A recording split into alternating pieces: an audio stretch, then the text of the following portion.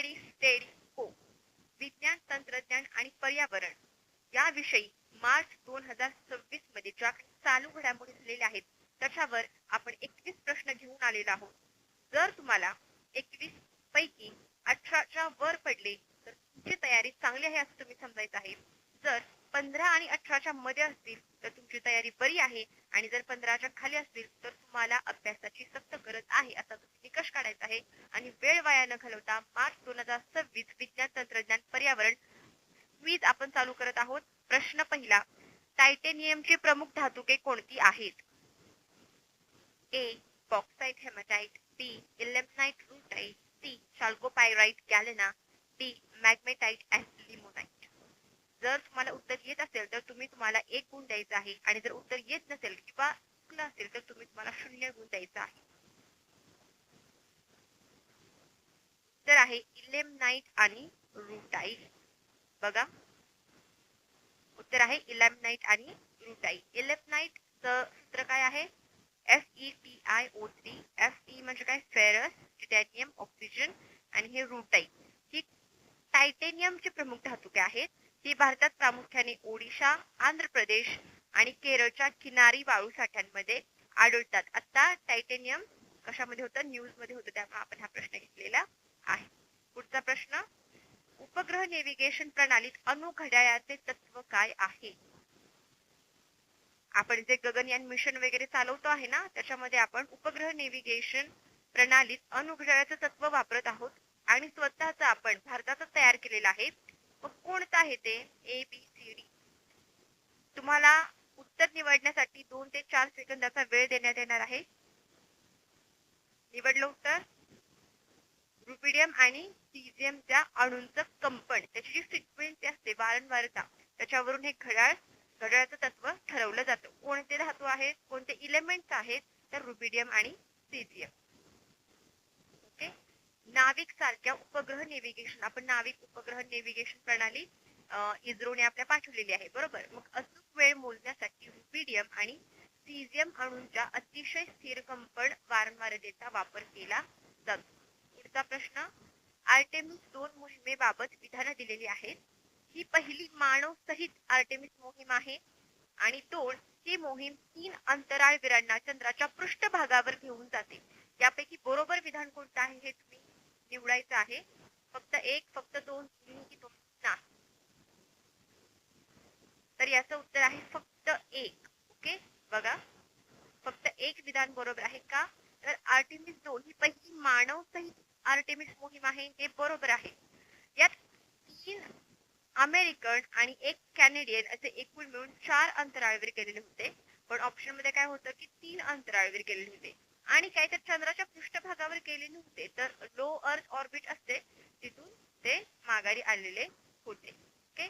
आणि कोणत्या अंतराळ यानाचा वापर केलेला होता? तर ओरायन या अंतराळ यानाचा त्यांनी वापर केलेला होता. हे लक्षात ठेवा, ओरायन. आणि कोणते अंतराळवीर होते ते?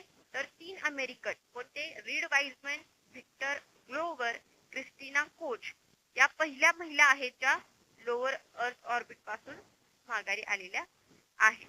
ओके. आणि 1 कॅनेडियन अंतराळवीर जेरेमी हॅन्सन हे सहभागी होते. ही मोहीम चंद्रावर उतरणारी नव्हती. ओके. पुढचा प्रश्न, व्हॅन ॲलन प्रोबचा मुख्य उद्देश काय आहे?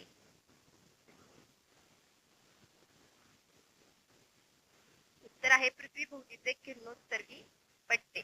बघा या मोहिमेने पृथ्वीभोवतीच्या व्हॅन ॲलन रेडिएशन बेल्टचा अभ्यास केला. आपल्या पृथ्वीभोवती व्हॅन ॲलन रेडिएशन बेल्ट आहे, त्या बेल्टचा व्हॅन ॲलन प्रोबनी अभ्यास केलेला आहे. त्या प्रोबला सुद्धा व्हॅन ॲलन असंच नाव दिलेलं आहे, ज्यामुळे अंतराळयान आणि उपग्रहांवर होणाऱ्या जे सूर्याची किरणे येतात, सोलार फ्लेअर्स वगैरे येतात आणि आपल्या पृथ्वीचं काय आहे?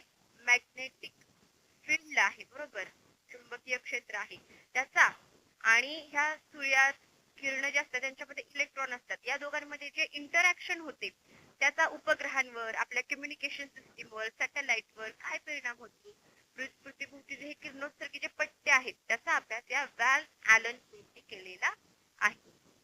पुढचा प्रश्न, लडाख मॅग्नेटिक आर्क कोणत्या भूवैज्ञानिक कालखंडात तयार झाला?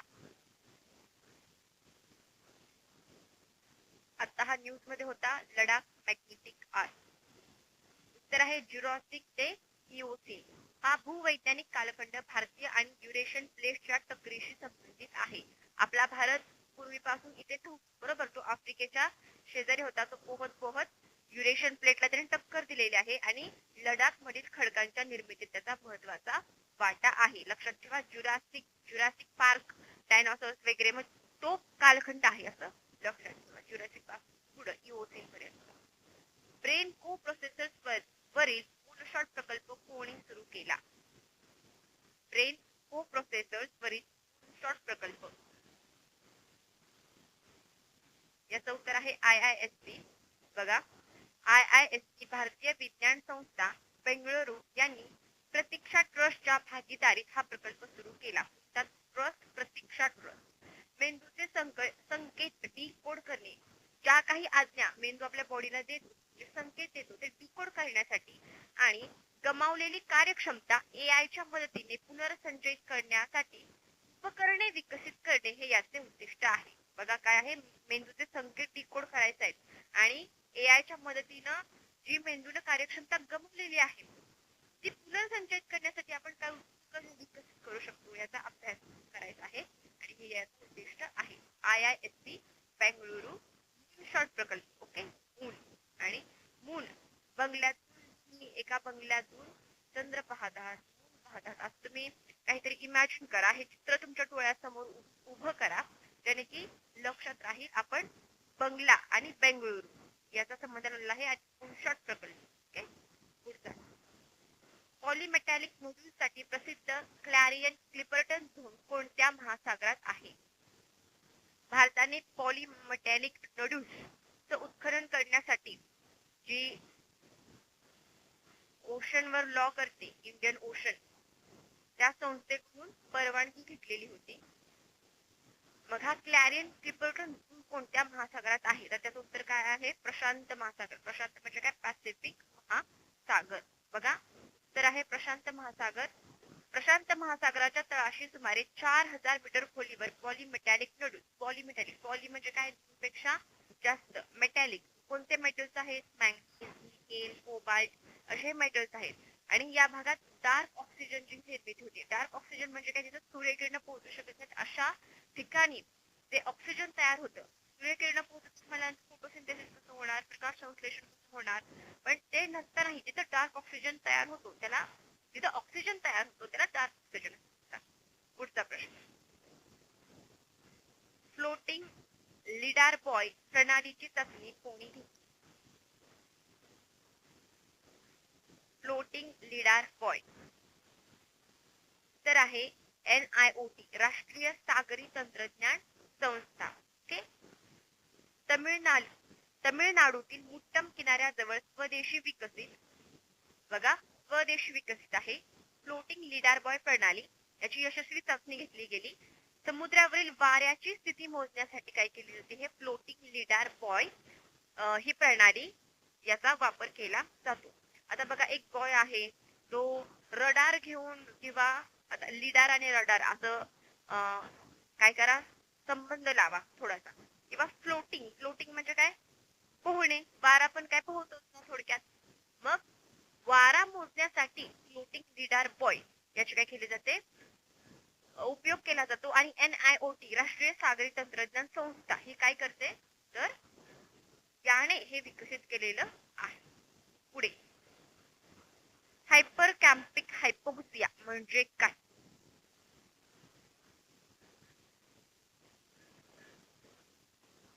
उत्तर आहे कमी ऑक्सिजन आणि जास्त कार्बन डायऑक्साइड. म्हणजे थोड्या घुसमटण्यासारखी दिसते ना, जिथे ऑक्सिजन कमी असतो आणि जास्त कार्बन डायऑक्साइड असतो तिथं हायपर कॅम्पिक हायपोक्सिया अशी स्थिती आहे असं म्हणतात. शरीरात ऑक्सिजनची कमतरता, कार्बन डायऑक्साइडचे प्रमाण जास्त आणि त्यामुळे श्वास घ्यायला अडचण होते. भारतातील कोणती कंपनी एका आर्थिक वर्षात 5 कोटी टन लोह खनिज उत्पादन करणारी पहिली खाण कंपनी ठरलेली आहे? म्हणजे पहिल्यांदाच काय झालेलं आहे? एका वर्षात 5 कोटी टन लोह खनिज उत्पादन केलेलं आहे. कोणती कंपनी आहे? तर NMDC लिमिटेड ही भारतातील सर्वात मोठी लोह खनिज उत्पादन कंपनी असून एका वर्षात 5 ती टन उत्पादन गाठणारी पहिली खाण ठरलेली आहे. पहिली ठरलेली आहे त्यामुळे महत्वाची आहे. NM आकाश 300 अलीकडे बातम्यात आहे ते काय आहे?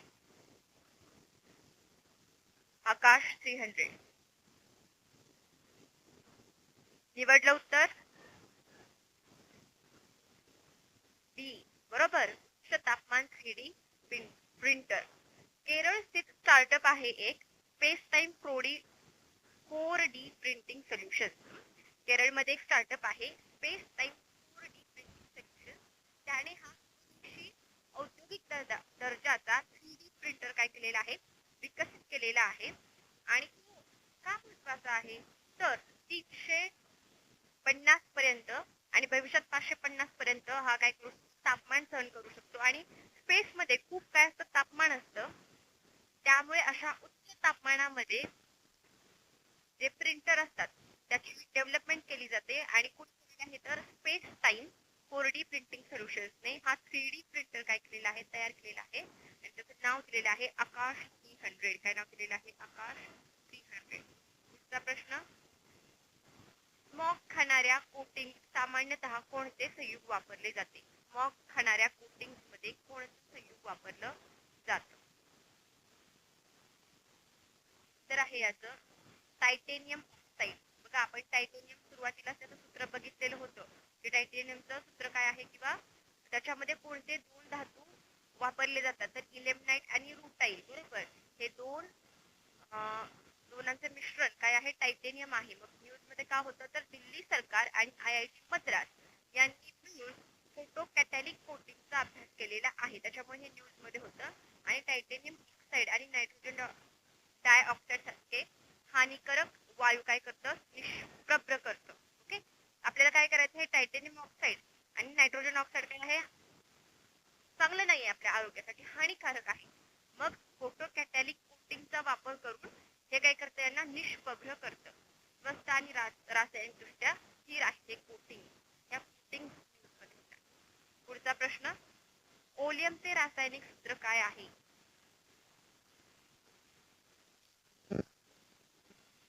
H2SO4 आता हे महत्वाचं का आहे तर पालघर येथे भागेरिया इंडस्ट्रीज ओलियम वायू गळतीमुळे मोठ्या प्रमाणात स्थलांतर करावे लागले. ओलियम वायू गळती तर पालघर येथे H2SO4 बघा H2SO4 म्हणजे काय? सल्फ्युरिक ऍसिड आणि त्याच्यावर आणखी आहे SO3. तर सल्फर ट्रायऑक्साइड आहे SO3 आणि ओलियम म्हणजे फ्युमिंग सल्फ्युरिक ऍसिड आणि सल्फर ट्रायऑक्साइड ऍसिड. मग तुम्हाला ओलियमचा रासायनिक काय विचारलेलं होतं? H2SO4 आणि SO3. H2SO4 म्हणजे सल्फ्युरिक ऍसिड हे तर माहित आहे आणि SO3 म्हणजे सल्फर ट्रायऑक्साइड. या दोघांचे मिळून ओलियम ऍसिड तयार होतं. पुढचा प्रश्न आहे पेट्रोगिल्स म्हणजे काय? हे सुद्धा न्यूज मध्ये होतं. खडकांच्या पृष्ठभागावर कोरलेली किंवा खोदलेली चित्रे. तर आहे खडकांच्या पृष्ठभागावर कोरलेली किंवा खोदलेली चित्रे. पेट्रोगिल्स. पेट्रो म्हणजे काय? तर दगड. ओके. आणि पेट्रोलॉजी म्हटलं जातं ते दगडांचा अभ्यास करणारं शास्त्र असतं त्यांना पेट्रोलॉजी म्हटलं जातं. आणि मग पेट्रोगिल्स म्हणजे काय?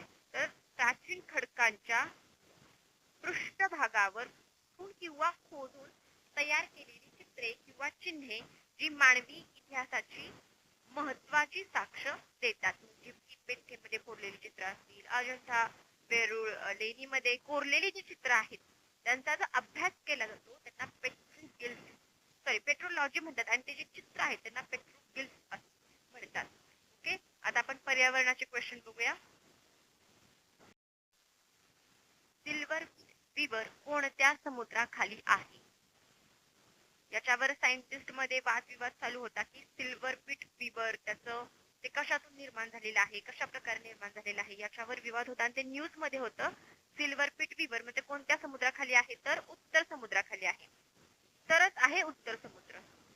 पुढचा प्रश्न बघा. सिल्वर पीट उत्तर समुद्राच्या तळाशी असून उल्कापाताने तयार झाल्याचे मानले जाते. त्याची उत्पत्ती कशी झाली याच्यावर वादविवाद. पुढचा प्रश्न. नागोया प्रोटोकॉल प्रामुख्याने कशाशी संबंधित आहे? खूप महत्वाचा प्रोटोकॉल आहे हा नागोया प्रोटोकॉल. जेव्हा जेव्हा CBD होते कन्व्हेन्शन ऑन बायोलॉजिकल बायोडायव्हर्सिटी तेव्हा तेव्हा हा नागोया प्रोटोकॉल चर्चेमध्ये असतो. काय आहे तर अनुवांशिक संसाधनांचा प्रवेश आणि लाभ वाटणी. जे काही बायोडायव्हर्सिटी आहे, एखादी स्पेसिस नवीन भेटली, मग त्या स्पेसिसचा किंवा त्या प्राण्याचा काय उपयोग आहे, मग हे सगळ्या जगातल्या देशांबरोबर सायंटिस्ट बरोबर शेअर केलं जातं, लाभ वाटणी घेतली जाते.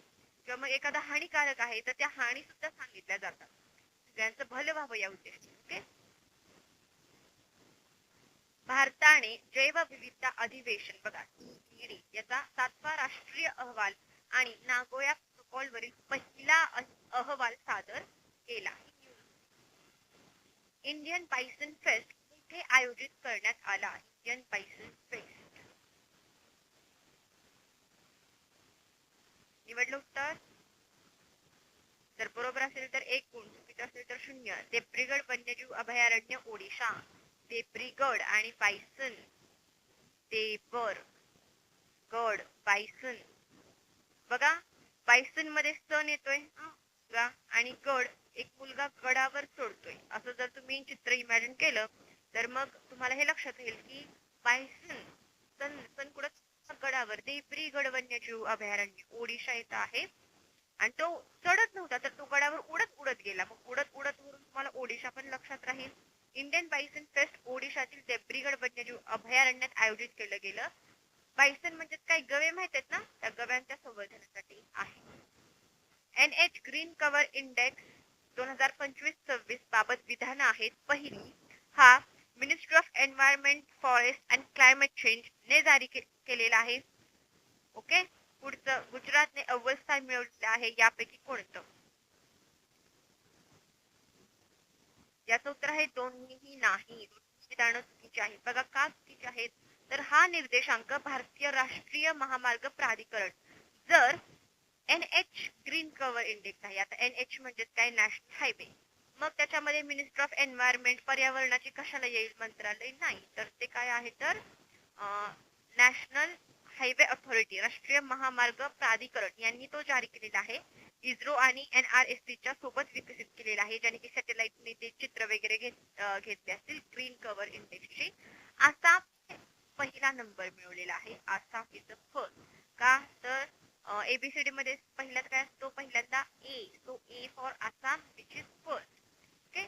त्याच्यानंतर गुजरात आहे आणि मग तेलंगणा, AGT. ओके. पुढचा प्रश्न, कान्हा व्याघ्र प्रकल्पाबाबत विधानं दिलेली आहेत. हा पेंच व्याघ्र प्रकल्पाशी कॉरिडॉर आहे. कान्हा आणि पेंच व्याघ्र प्रकल्पामध्ये कॉरिडॉर आहे. 2 अचानकमार व्याघ्र प्रकल्पाशी हा संबंधित आहे आणि मध्य प्रदेश आणि महाराष्ट्रात विभागलेला आहे. कोणतं बरोबर आहे? निवडलं उत्तर फक्त 1 आणि 2. बरोबर. महाराष्ट्रामध्ये आलेला नाहीये कान्हा व्याघ्र प्रकल्प, छत्तीसगडशी रिलेटेड आहे आणि अचानकमार ज्या रांगा आहेत त्या सुद्धा छत्तीसगड मध्ये आहेत. बघा उत्तर, कान्हा हे मध्य प्रदेशातील सातपुडाच्या मैकल पर्वतरांगेत असून पेंच व्याघ्र प्रकल्पाशी कॉरिडॉरने जोडलेले आहे. कान्हा आणि पेंच. ओके. छत्तीसगड मधील अचानकमार व्याघ्र प्रकल्पाशी हे जोडलेले आहे, महाराष्ट्राशी नाही. भूरसिंग तर बारासिंग हे शुभंकर स्वीकारणारा हा पहिला व्याघ्र प्रकल्प झालेला आहे. बघा हे महत्वाचं आहे. हा सुद्धा प्रश्न येऊ शकतो की कोणत्या व्याघ्र प्रकल्पाने भूरसिंग द बारासिंगा हे शुभंकर स्वीकारले आहे, स्वीकारणारं पहिलं व्याघ्र प्रकल्प कोणता, तर त्याचं उत्तर आहे कान्हा. ओके. मग कान्हाला 12 शिंग आलेले आहेत किंवा मग कृष्णाच्या हातात 12 शिंग आहेत, 12 शिंगा, असं काहीतरी तुम्ही इमॅजिन लिंक करू शकता. भूरसिंग द बारासिंगा नाव एवढं युनिक आहे म्हणा, लक्षात राहतंय तरी सुद्धा. अनावरण डिफॉरेस्ट्रेशन अलर्ट प्रणाली कोणी विकसित केली? नावच आहे त्या प्रणालीचं अनावरण. डिफॉरेस्ट्रेशन अलर्ट, जिथे जिथे झाडं कापले जातील तिथे अलर्ट प्रणाली विकसित केलेली आहे. कोण करणार? भारतीय वनक्षेत्र. जर वनांशी संबंधित आहे तर वनक्षेत्र करणार ना. FSI चे अनावरण पोर्टल जानेवारी 2024 पासून कार्यरत होतं. त्याच्यामध्ये उपग्रह डेटाचा वापर केला जात होता. मशीन लर्निंग वापरून दर 15 दिवसांनी जंगल तोडीचे ते इशारा देत होते. मग त्याच्यामध्ये काय काय वापरलेलं आहे तर गुगल अर्थ इंजिन आणि सेंटिनल उपग्रह यांच्या प्रतिमांवर हे आधारित आहे. Okay, forest survey of India, भारतीय वन संरक्षण. पुढचा, भारताच्या अद्ययावत NDC नॅशनली डिटरमाइंड कंट्रीब्युशन उद्दिष्टांनुसार 2035 पर्यंत GDPच्या उत्सर्जन तीव्रतेत किती टक्के घट अपेक्षित आहे? 2005 जे उत्सर्जन आहे त्याच्या तुलनेमध्ये किती, तर 47%. बघा आन्सर 47% 2031 ते 2035 पर्यंत. केंद्रीय मंत्रिमंडळाने भारताचे अद्ययावत राष्ट्रीय निर्धारित योगदान, ज्याला काय म्हटलं जातं NDC, राष्ट्रीय निर्धारित योगदान म्हणजे प्रत्येक देशाने काही त्याचे उद्दिष्ट दिलेले आहेत, निर्धारित योगदान दिलेलं आहे की आम्ही या वर्षापर्यंत आमचं एवढं कार्बन उत्सर्जन आहे ते कमी करू, किंवा जे कार्बन सिंकची निर्मिती आहे ते आम्ही एवढे अब्जटन तयार करू. मग आपल्याला काय सांगितलेलं आहे तर 2005च्या पातळीच्या तुलनेत 2035 पर्यंत GDPच्या उत्सर्जित तीव्रतेत 47% घट आणि 60% अजीवाश्म इंधन ऊर्जा क्षमता, जे रिन्युएबल एनर्जी आहे, अजीवाश्म इंधन ऊर्जा ती 60% आपण तयार करायची आहे, म्हणजे विदाऊट कोळसा वगैरे प्रदूषण करता. आणि 3.5 पहिलं आपलं 2.5 ते 3 अशी कार्बन सिंकची क्षमता आपण तयार करू असं उद्दिष्ट होतं. पण आपण आता ते रिवाइज केलेलं आहे आणि किती केलेलं आहे, 3.5 ते 4 अब्ज टन, 3.5 ते 4 अब्ज टन कार्बन सिंकची निर्मिती हे उद्दिष्ट आहे. 47% घट करणार आहोत आपण. ओके, 21 प्रश्न झालेले आहेत. मग 21 पैकी तुम्हाला किती मार्क्स पडले ते कमेंट करा आणि अशाच कंटेंट साठी माझ्या सोबत राहा आणि न विसरता सबस्क्राईब करा.